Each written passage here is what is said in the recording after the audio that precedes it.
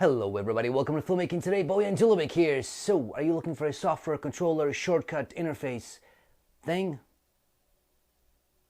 Stay tuned.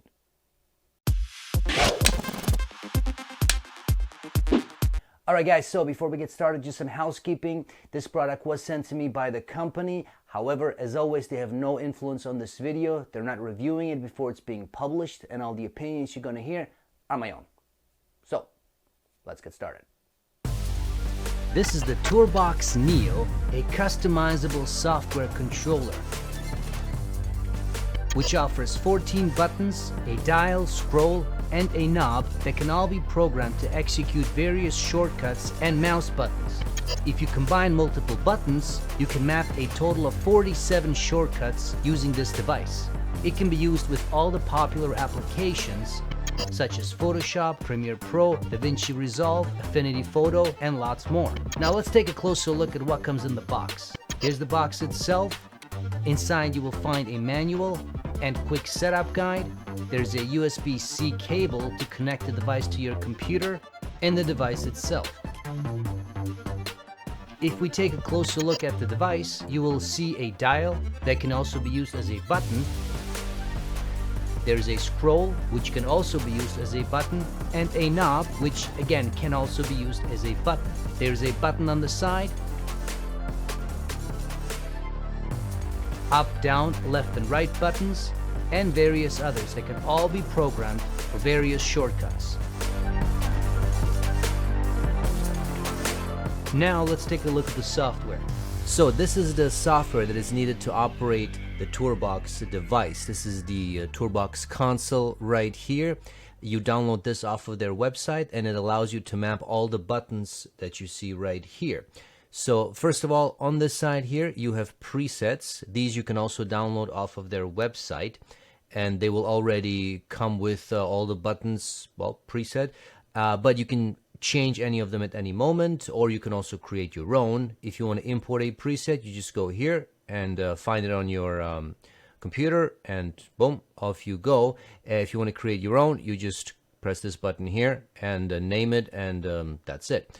If you want to know what any of these buttons do, so for example, if you want to know what this one does, you just press it and right here it'll tell you. So I am in my DaVinci preset right now, and if I press this button, in my case it's the V shortcut. This button down here is the C shortcut, the cut tool.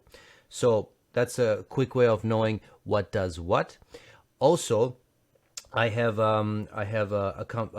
I press these two buttons together, I get this guy right here. Again, you can program that for any of the buttons.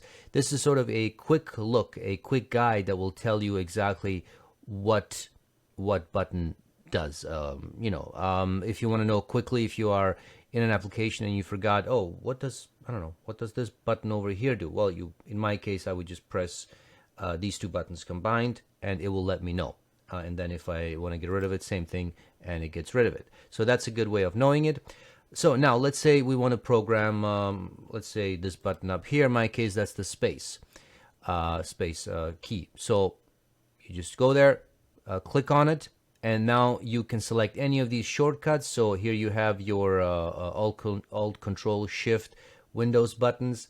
Here you can just press any keyboard, and it'll let's say we want H. Boom, there's H, and then it will also show you here what you have available. So you can go through this list and you can select whichever one you want.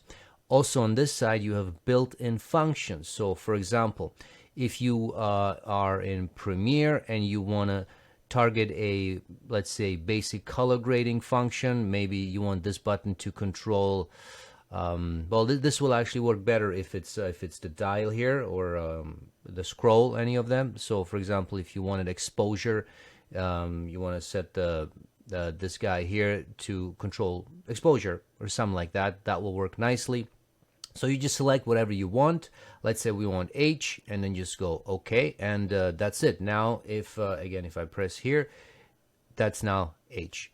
Very simple. And then if we want to go back here again, and let's press space to go back, and boom, and done. I mean, it's literally that simple to map all this stuff. Okay, so here we are in Affinity Photo, and let's say I'm not sure what presets I set.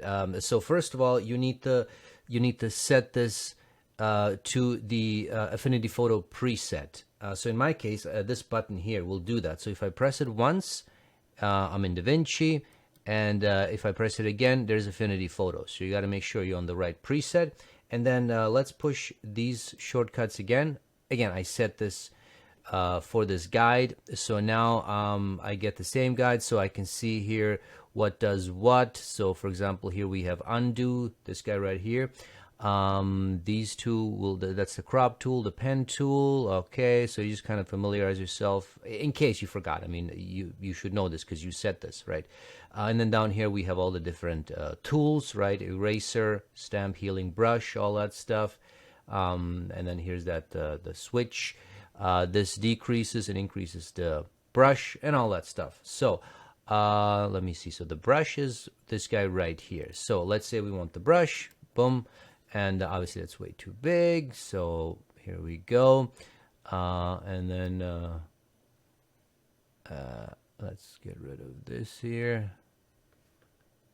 So there you go. If you want to do whatever, blah, blah, blah, you want to erase it. You know, this is the beauty of it. It's so quick. Oops. So let's see. What was it again here? That's the healing brush. Okay, that's a stamp. So eraser is up there. Okay. So you see, you can literally go, you can go, you know, this is how quick you can be when selecting different tools. And it just allows you to stay on this thing without touching the keyboard for the most part. I mean, it depends how you set it up. So now let's go into DaVinci Resolve and see how it works over there. Okay, so here we are in DaVinci Resolve, and this is how I've set up some of these buttons. So for example, in my case, if I push this knob over here, if I push it down, it will actually show me the whole timeline, right? Which is very useful. And then if I want to zoom in, depending on where I am, I can just zoom in like this, which is great, very quickly. And then if I want to scroll back and forth, I can just use this guy right here, which is really great. And again, if I want to show, if I want to see what each button does, same thing. I can go to this guy here. So here we are. Here we have space. In this case, this will actually scrub through the timeline right here. This is the in and out point, right? This already I showed you. We'll expand the timeline, and then here we have home, end, cut before, and cut after, right? And then this is the V shortcut and the C. So again, let's go back here, and then let's say we want to go back to the previous clip. Here we have, right? So it just very quickly, we're going to go back to the beginning of the timeline. Here we are to the end of the timeline, right? And it just works great to speed up your workflow.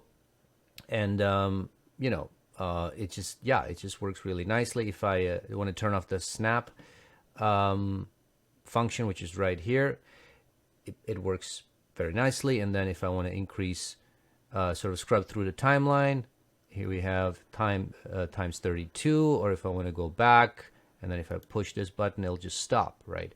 So this is great to speed up your workflow, no doubt about it. The buttons are right here, and you can easily recognize what the buttons do because of how shaped they are. So if I have my hand down here, you know, I can use this button, I can use this button with this, I can use these two buttons with this finger. I got the side button here, and then you can recognize each individual button because of how individually shaped they are, which is excellent, and it just works very, very nicely. So that's it, guys. As you can see, this is a pretty sweet little thing. Now, there's quite a few of these shortcut controllers on the market, right? The prices range from 50 to, I don't know, $400-500 plus.